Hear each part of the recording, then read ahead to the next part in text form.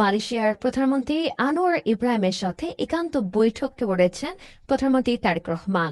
মালয়েশিয়ার পেরদানা পুত্রা ভবনে প্রধানমন্ত্রীর কার্যালয়ে এই একান্ত বৈঠক অনুষ্ঠিত হয়।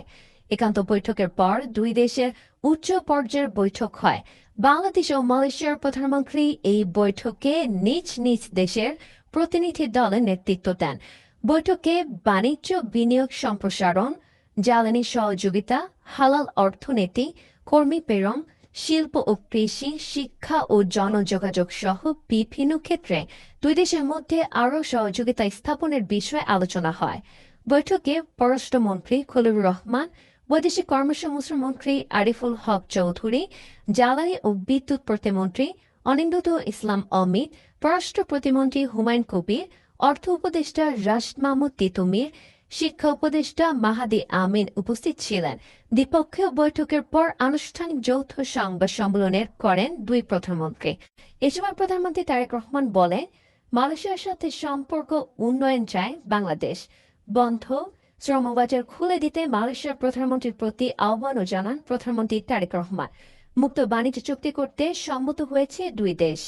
এরপর মালয়েশিয়ার প্রধানমন্ত্রীর বাসভবনে মধ্যপর্যায়ে অংশ নেবেন তারেক রহমান ও তার সহধর্মিণী জোবাইদা রহমান সহ সফর সঙ্গীরা।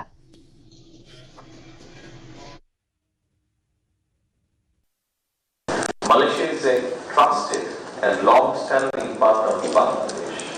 Our friendship is built on mutual trust, shared values, and strong people-to-people ties. His Excellency Prime Minister and I have discussed on a wide range of issues. We have discussed bilateral cooperation and exchanged views on regional and international developments. Today, we reaffirm our commitment to strengthen Bangladesh-Malaysia relations. Particularly military issues, treatment, and also the challenge to make sure that it is more transparent and just. I appreciate his candor, his commitment to share our common resolve. Yes, we need the workers. Yes, also, and more importantly,